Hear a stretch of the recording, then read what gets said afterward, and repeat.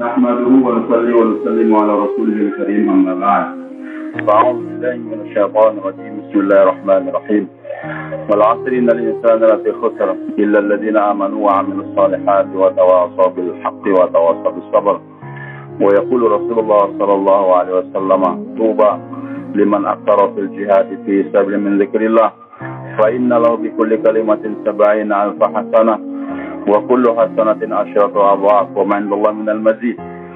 قال أن فقط يا رسول الله؟ قال أن فقط على قدر ذلك أو كما قال النبي صلى الله عليه وسلم. Para alim ulama, hadirin yang dimuliakan oleh Allah Subhanahu wa taala. Allah Subhanahu wa taala hantarkan kita ke permukaan dunia untuk satu tujuan. Dan ketika manusia tahu tujuan diciptakan, dia amalkan, maka keperluan ini manusia pasti akan dipenuhi dengan mudah oleh Allah Subhanahu wa taala. Tapi di saat manusia sibuk untuk mencari atau memenuhi keperluan dia, lupa tujuan, maka saat itulah kecapaian, keletihan akan didapatkan oleh manusia di dunia sampai di akhirat. Jangankan kita manusia, binatang saja yang tahu tujuan dipelihara oleh tuannya dan dia kerjakan tujuan hidup dia tadi, dipuji oleh Allah. Jadi kalau binatang yang tahu tujuan hidup saja Allah puji, bagaimana dengan manusia? Maka Al-Quran menceritakan binatang-binatang yang tahu tujuan hidup dia dan siap mati untuk itu tujuan, dimuliakan oleh Allah. Bahkan namanya pun diabadikan dalam Al-Quran dengan surah, nama itu surah Al-Adiyat namanya. Allah firmankan dalam Al-Quran, Bismillahirrahmanirrahim, wal adiyatu dhabha. Demi kuda-kuda duli, kuda-kuda perang yang berlari dengan kencang sehingga mengeluarkan nafas yang begitu hebat. Maka dikenal dengan nafas kuda. Jadi kuda saat dia berlari dengan kencang, maka keluar nafas dia terasa. Dan itu hembusan nafasnya kuda tadi betul-betul begitu banyaknya jumlah kuda sehingga nafasnya tidak membuat musuh ketakutan. Bergerak terus dia. Wal adiyat dhabha fal muriyati qadha, berlari dengan kencang di tengah kegelapan malam. Maka dengan kencangnya itu kuda berlari dengan kegelapan malam mengeluarkan percikan api di kaki dia. Ini kuda biasa dikasih sepatu, Pak, dan sepatu permanen, sepatu besi. Dan itu kuda ketika berlari dengan cepat berlari, maka kelihatan percikan itu api di kaki itu kuda. Dulu waktu kami sekolah di Ponorogo, di Gontor, kita belum banyak punya sepeda motor. Maka untuk jarak 11 km dari Ponorogo ke Gontor, kadang-kadang saya bawa santri yang sakit berobat. Itu dokar-dokar di sana balapan, kelihatan percikan api di kaki itu kuda. Kalau kuda jalan dengan lambat, nggak kelihatan percikan api tadi. Dia bergerak terus mengeluarkan nafas, kemudian juga berlari dengan cepat hingga kegelapan malam, nggak berhenti. Fal mughirati subha, yang menyerang di pagi hari sekali. Kemudian terus berlari sehingga terik matahari pun begitu panasnya, nggak menghentikan gerak dia. Fa'asarna binaka, dengan gerakan cepat di setiap hari mengeluarkan kepulan asap yang begitu hebat, kepulan debu. Hadi Subhanahu wa taala, berlari dia sejak tengah malam, mengeluarkan nafas sebegitu hebat. Begitu mengeluarkan percikan api di kaki dia tadi. Bergerak lagi pagi hari, nggak berhenti, terus bergerak dengan cepatnya sampai tengah hari sehingga kepulan debu pun semakin tebal.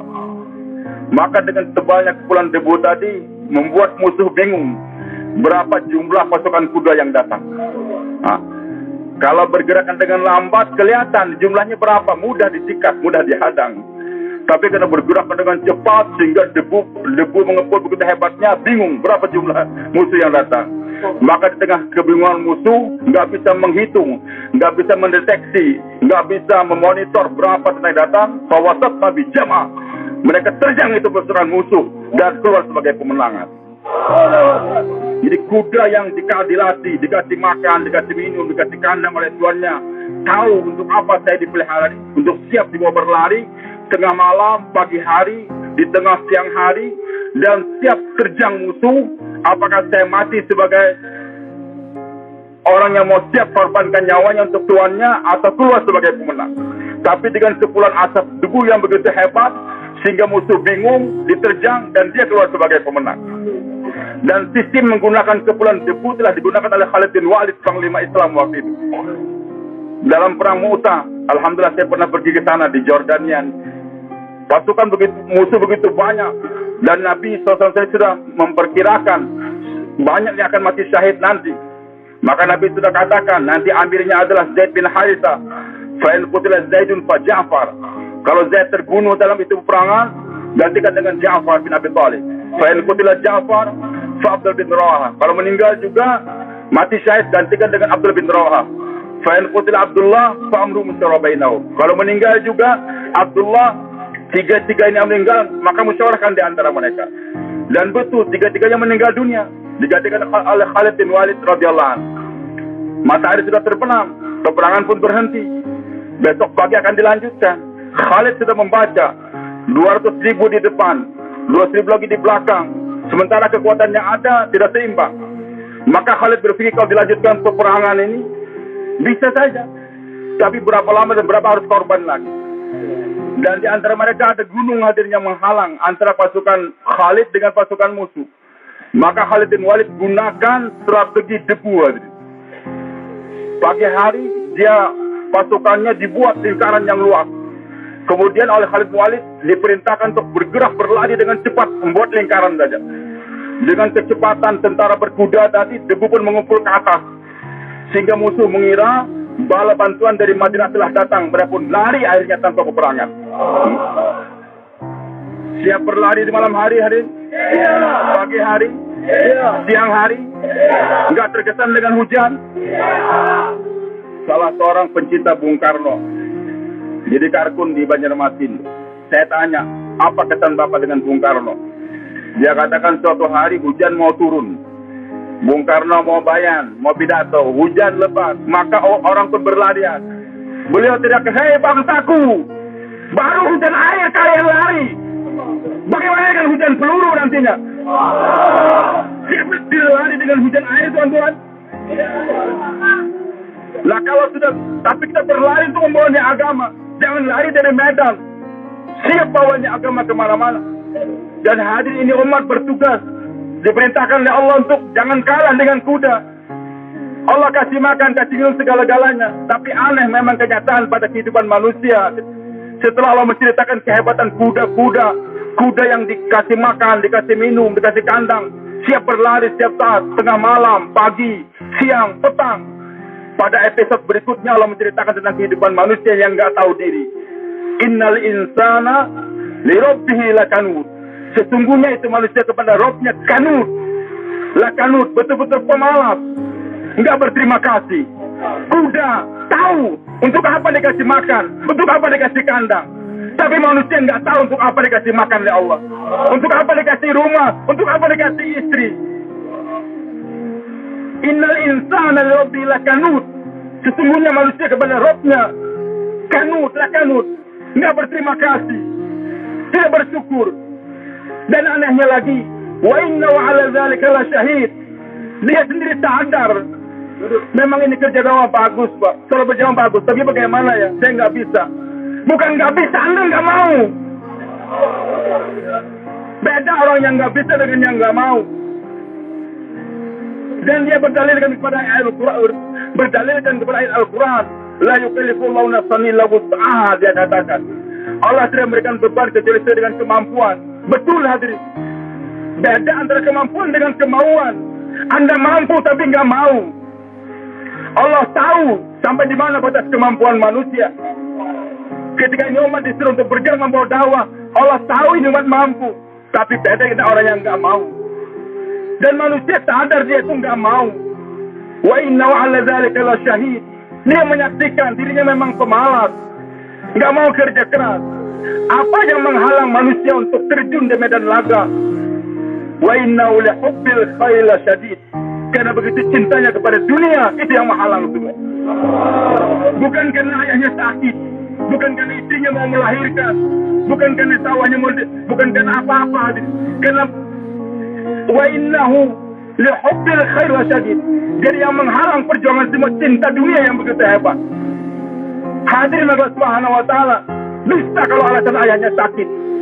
Coba berapa banyak orang yang pelihara ayahnya sakit sekarang. Kalau ditawarin kerja ke Taiwan, kerja ke Saudi Arabia dengan gaji 100 juta, itu ayah dia tinggalkan. Itu istri yang mau melahirkan dia tinggalkan. Bagaimana dengan orang yang ngerti sepagi sepetang keluar jalan Allah lebih hebat dari dunia dan sisi. Kemarin kartun telepon saya, Ustaz, saya mau berangkat tapi istri saya mau melahirkan. Bagaimana saya berangkat atau tidak? Maka saya katakan, kau pilih, ingin jadi dai apa ingin jadi dukun bayi? Jadi bidan maksudnya. Kalau kamu ingin jadi bidan, tunggu kau punya istri. Kalau ingin jadi dai, berangkat. Dan betul berangkat dia. Sampai di Batam dia telepon, alhamdulillah Ustaz, anak saya, istri saya melahir dengan mudah. Allah tidak akan biarkan bagi hamba yang berjuang, hadirin. Kuda berjuang, yang buatkan rumah dia siapa? Tuannya. Yang carikan makan kuda siapa? Tuannya. Ini kuda saja dipikirkan oleh tuannya. Bagaimana pejuang-pejuangnya Allah? Wa inna li hubbil khair lasyadid. Cinta dunia yang begitu hebat, itu yang menghalang kita berjuang jalan Allah. Kemarin teman kami dari Malaysia, dia dapat S3, doktor dia. Maka untuk mensyukuri nikmat yang Allah berikan pada dia, dia katakan kepada istrinya, "Dek, alhamdulillah aku belum dapat gelar S3 nih, doktor. Sekarang aku ingin berangkat 4 bulan keluar jalan Allah, mensyukuri nikmat." Istrinya kaya bataria. Dia katakan apa? 4 bulan bagaimana aku ini anak sudah 3. Bagaimana bapak sedang sakit sekarang? Istrinya menghalang dia untuk keluar jalan Allah. Alasan anak 3 bapak sakit. Ketika pergi ke rumah mertua sama, mertua juga bilang, kamu ingin berangkat 4 bulan? Anak-anak kamu bagaimana? Saya kan sudah tua juga. Akhirnya keberangkatan dipending hadirin. Aneh, 2 bulan kemudian dapat panggilan dari Kuwait kalau nggak salah. Kontrak kerja di sana selama 2 tahun. Dengan gaji yang menggiurkan. Ketika itu surat panggilan diserahkan sama istrinya. Istrinya tersenyum bangga. Abang berangkat bang 2 tahun. Loh kamu bagaimana? Nggak apa-apa. Nanti aku akan bergabung dengan ayah kembali. Ketika kembali kepada mertua, disampaikan surat panggilan. Mertuanya pun tersenyum juga. Anak berangkat, aku akan doakan. Bagaimana dengan istri, Pak? Nanti gabung dengan saya kembali. Maka itu orang itu karkun. Dia katakan kepada mereka semua, aneh kalian ini. Saya ingin mensyukuri nikmat Allah. Belajar untuk membebaskan diri saya dan Tuhan dan bapak-bapak. Dan membebaskan diri saya dan kalian dari api neraka. 4 bulan belajar agama. 4 bulan meniru gerak para sahabat. Kalian halal. Tapi 2 tahun saya tersiksa di Kuwait sana. Hanya untuk mencari duit. Kalian persilahkan saya. Wa inna li hubbil khair lasyadid. Jadi kecintaan yang keras kepada dunia itu yang menjadikan istri menghalang suami berangkat. Mertua juga begitu. Maka dia sadar, dia robek itu surat panggilan. Hadirin Allah Subhanahu wa taala, dari pagi sudah dibayangkan bahwa kebiasaan di masyarakat sekarang begitu. Yang tersebar bahwa kita harus bekerja, tapi yang perjuangan agama siapa? Dan diingatkan oleh Allah Subhanahu wa taala. Afala ya'lamu idza bu'thira ma fil qubur. Apa manusia tidak sadar kalau sudah dibongkar dari kuburan terus dibangkitkan suatu saat di hadapan Allah. Dan waktu itu kata Nabi SAW, "Ma minkum min ahadin illa sayukallimu rabbuhu laisa bainahu bainahu turjuman." Setiap kalian nanti akan dibangkitkan langsung berhadapan dengan Allah. Tidak ada antara dia dengan Allah penterjemah. Semua berbicara langsung di hadapan Allah. Falanzuru ila aymana min fala yara ila ma qaddam. Dia memandang ke kanan, enggak ada yang dia dapatkan kecuali apa yang dia sudah kerjakan di dunia. Wa yanzuru ila ash'ama min fala yanzuru ila ma qaddam. Dan dia menengok ke kiri, enggak ada yang dia dapatkan kecuali apa yang dia sudah kerjakan. Kemudian dia memandang ke depan, hanya neraka yang dia lihat. Fattaqun nar walau bisyirri tamratin. Maka jauhi tapi neraka walaupun kemampuan kamu hanya bersedekah separuh korma, kata Nabi SAW. Kita pasti akan dibangkitkan dari kubur. Wa hussila ma fis sudur. Dan nanti dibongkar isi hati. Kenapa kamu nggak jadi berangkat 4 bulan? Kenapa kamu jadi malas berjuang? Mungkin di hadapan tashkil masih bisa kita berujar, masih bisa beralasan. Tapi saat di hari kiamat dibongkarkan isi hati. Apa yang menghalang kalian untuk berjuang semua? Inna rabbahum bihim yawma idzil khabir. Allah akan beritahukan Kenapa kalian menjadi pemalas? Kenapa kalian menjadi tidak bersyukur? Hadirin Allah Subhanahu wa taala, ini medan di depan kita kerja sekarang. Kapan lagi kita akan berjuang? Besok kematian bisa menjemput. Kalau kita sudah berkorban untuk agama Allah, 117.000 pulau lebih, Pak, terbentang di depan di Indonesia. Nabi SAW pernah tadinya bersedih, agama hanya sampai di daratan saja. Belum ada sahabat yang berjuang untuk menyeberang lautan. Ternyata kesedihan Rasul terjawab ketika beliau berbaring-baring di rumah Ummu Haram binti Milhan, bibi susuannya Nabi SAW. Nabi bangun tidur tersenyum bangga. Ummu Haram bertanya, "Ma'adhakaka ya Rasulullah? Kenapa kau senyum ya Rasulullah?" Nabi katakan, "Aku lihat sekelompok umatku sedang menyeberang laut, berada di atas Ka'bah, menyeberangi laut, membawa agama Allah Subhanahu wa taala. Mereka berada di atas Ka'bah seperti raja-raja di atas tahta mereka." Nabi tersenyum, adanya masyarakat yang memperjuangkan agama berani menyeberang laut. Dan ternyata hadir masyarakat Indonesia mampu untuk menjawab hadis Nabi SAW ini.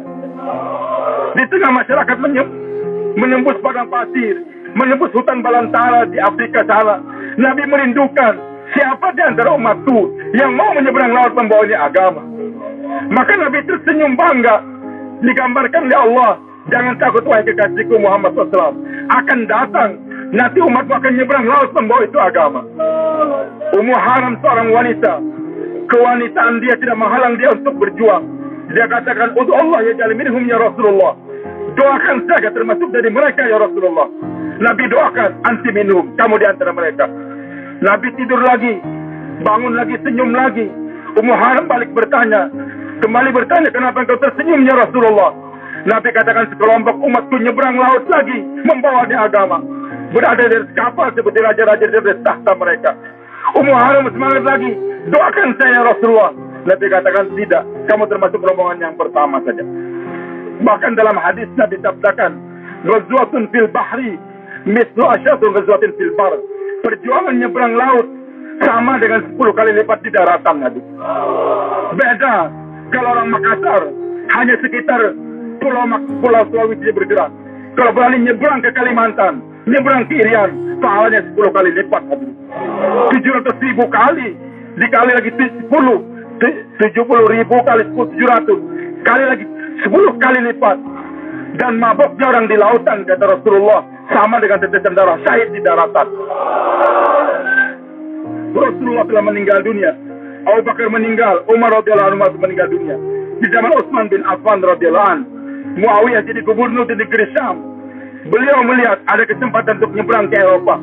Dimuat armada besar dan diilangkan siapa yang mendaftarkan diri untuk berangkat ke Eropa menyeberang laut bersama dengan saya. Ummu Haram binti Milhan ingat mimpinya Nabi SAW. Maka ditasyir suaminya Ubadah bin Samit.